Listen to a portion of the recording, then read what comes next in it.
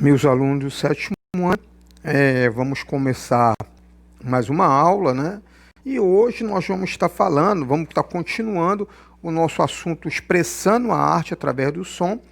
E nós vamos estar falando sobre a representação de cenas musicais, né, em outras linguagens da arte. Vou estar mostrando para vocês algumas obras, né, de arte em que o autor está dialogando com a música, tá? Então é por isso que eu coloquei esse título, a arte na música, música na arte. Na verdade, duas linguagens, né? A música e artes visuais.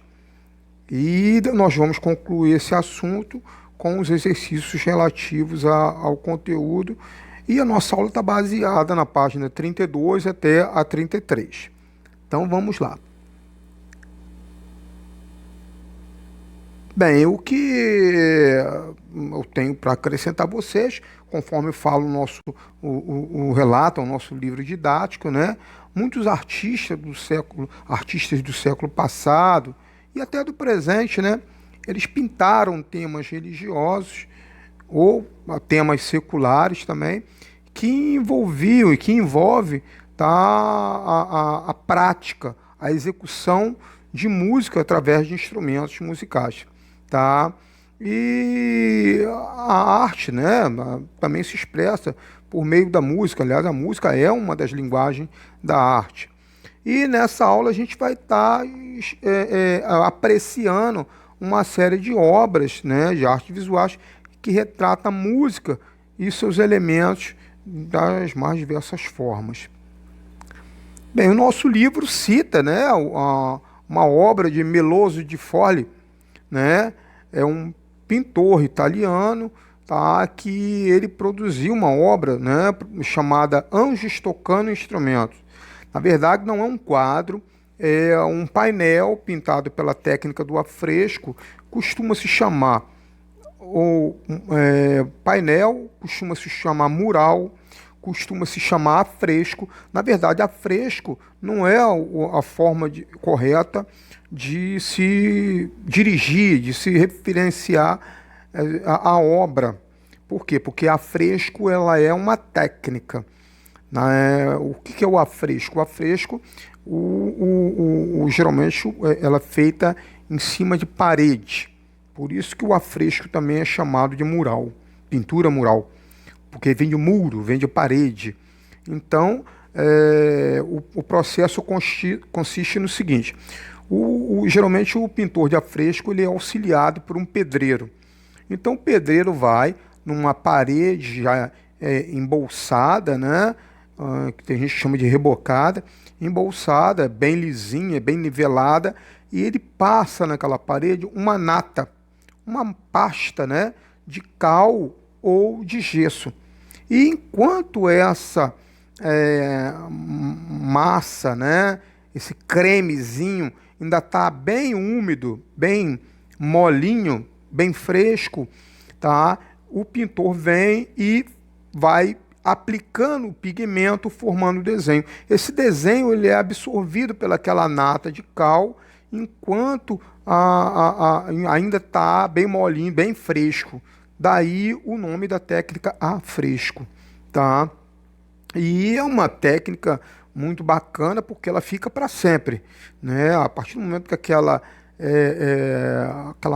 massa absorve o pigmento, absorve aquela cor, e aquilo ali costuma durar uma eternidade. Tem murais aí, painéis pintados pela técnica de afresco que duram até hoje e tem mais de milhares de anos, né? E é também considerado uma pintura.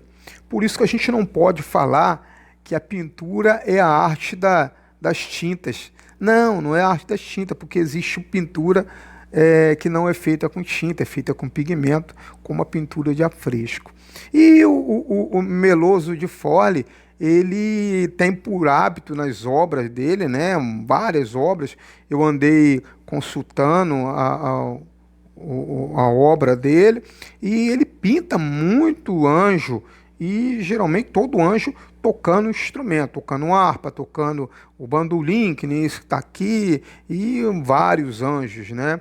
É a forma como ele escolheu retratar a sua arte. Bem, a outra também que eu quero mostrar para vocês é um painel, tá? É um mural também pintado pela técnica do afresco. Esse mural está na cidade de Barbacena, Minas Gerais, e ele fez parte do meu trabalho, da minha pesquisa, em que eu retratei toda a vida de Cristo, tá? Em cima dos painéis do pintor Émeric Massieu, um pintor judeu romeno que veio para o Brasil, e ele aqui se converteu ao cristianismo e ele começou a produzir obras, né, com a temática do cristianismo. E ele pintou um painel na sala da casa dele, que hoje é uma casa-museu, Museu Casa de Émeric Massieu, e ele pintou o chamado Matrimônio de Maria José. Na verdade, uma releitura da obra de Rafael Sanzio, Os Esponsais da Virgem.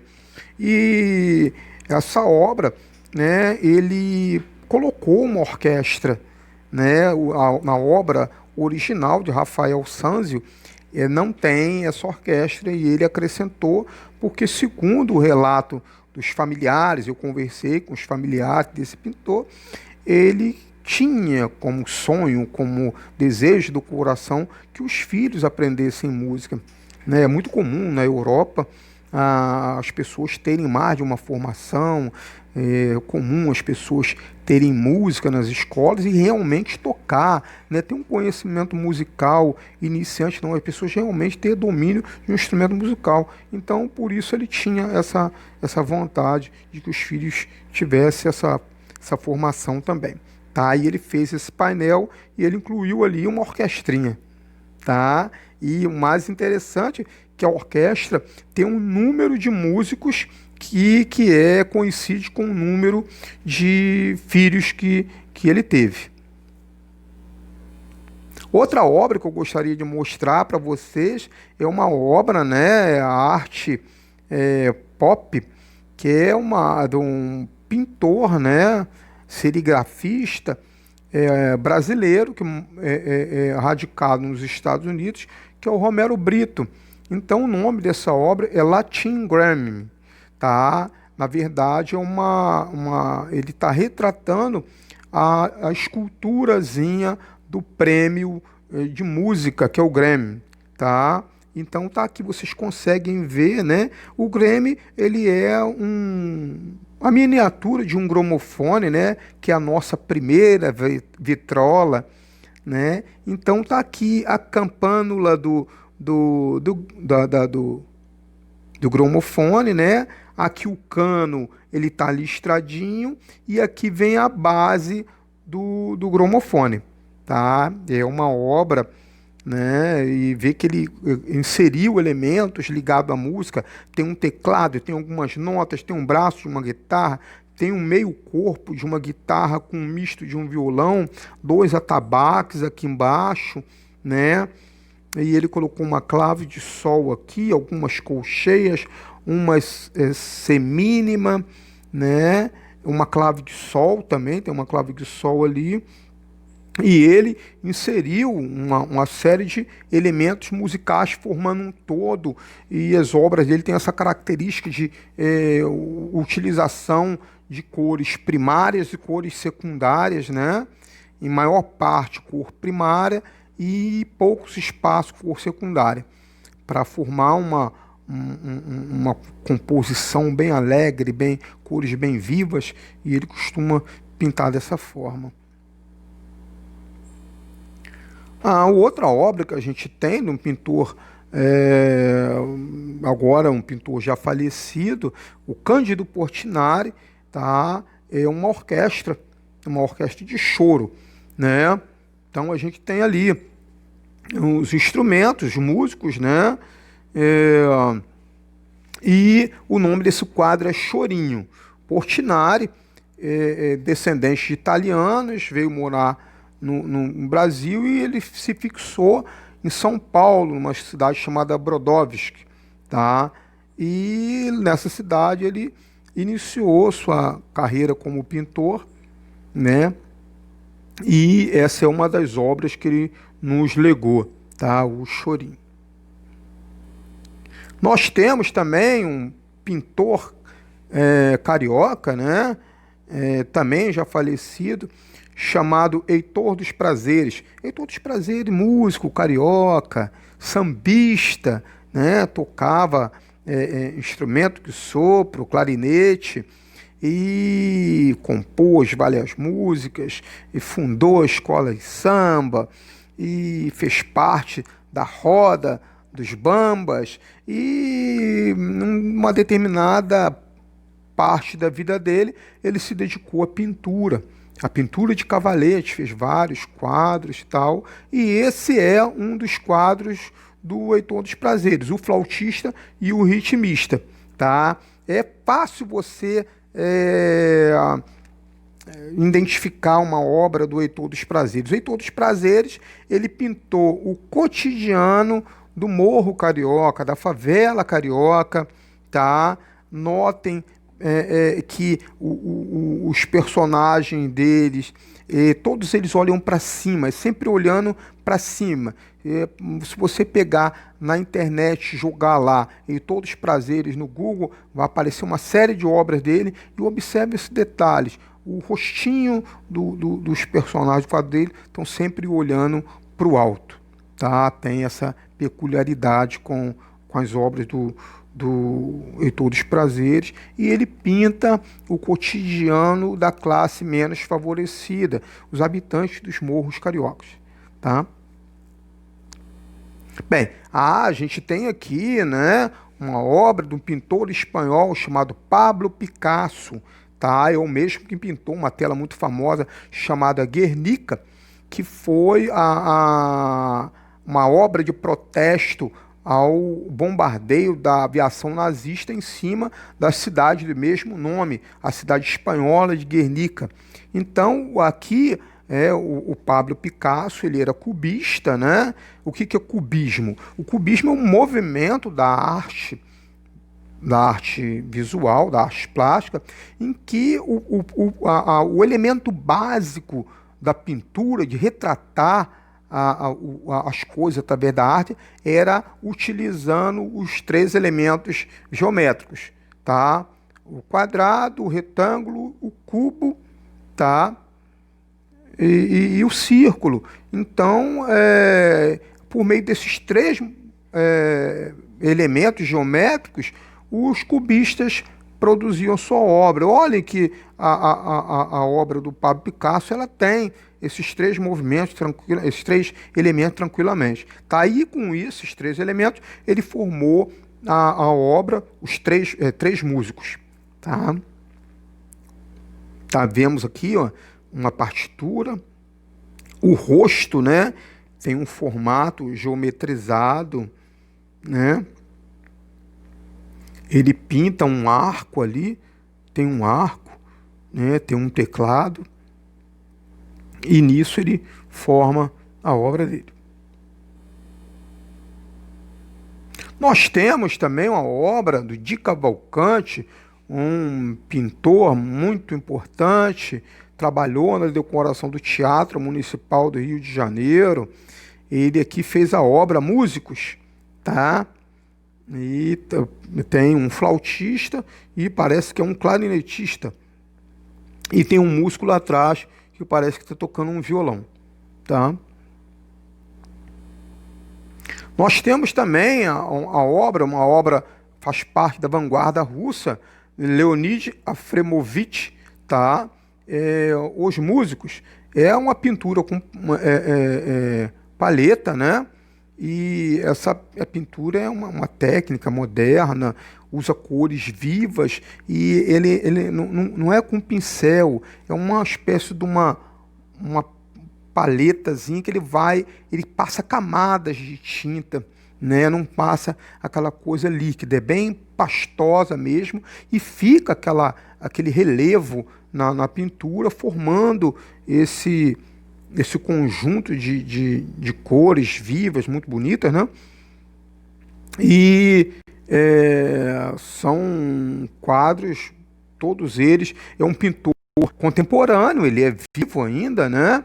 E tem várias obras, eu também pesquisei sobre ele na internet, a gente acha obras maravilhosas, todas elas com esse brilho, com essa cor, com essa luz toda, tá? A gente não vê nitidamente, né, a fisionomia dos músicos, mas a gente sabe que são dois homens, um está usando chapéu, um está tocando saxofone e o outro está tocando pistão e ele está cercado de pessoas ali, né?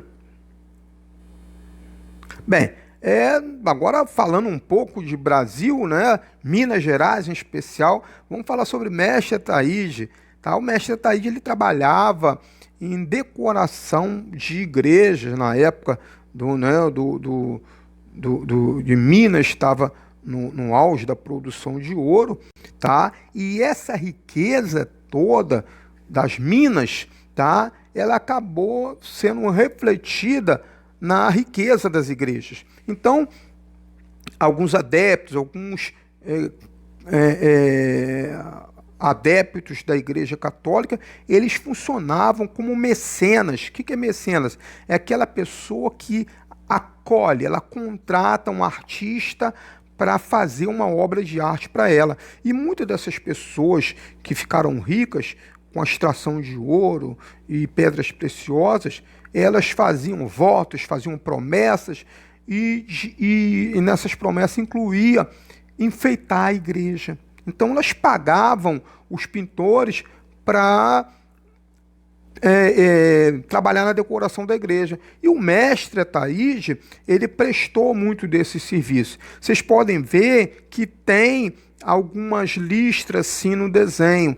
Isso é um teto de uma igreja que é forrado com madeira, por isso que tem essas listras, são as tábuas, né, da madeira. E nós temos ali, né, um ser celestial cercado de anjos, né? E esses anjos também estão com uma série de instrumentos musicais. A gente pode perceber ali, né, uns clarins, umas harpas. E tem um anjo segurando um triângulo ali, e vários deles estão como se fosse, né, o esplendor do céu, com música, com vivacidade, com alegria, né? Bem, e é isso que eu queria mostrar para vocês, tá? Porque a nossa matéria está falando sobre a música, né? A música na arte, essa coisa toda. Então, eu queria mostrar para vocês que ela pode servir também como inspiração para produzir obras de arte visuais. Eu vou pedir a vocês para fazerem, né, executarem, a resolverem as tarefas pedidas na página 32 do nosso livro, tá? Tem algumas perguntas, essas perguntas também falam sobre quadros, né? Inclusive tem o quadro do Meloso de Forlì, né? Que eu mostrei para vocês, Meloso da Forlì, desculpa. Tá? Então, eu tenho algumas questões para vocês resolverem ali. Bem, então, eu vou terminar a nossa aula por aqui e até a próxima aula. Um abraço para vocês.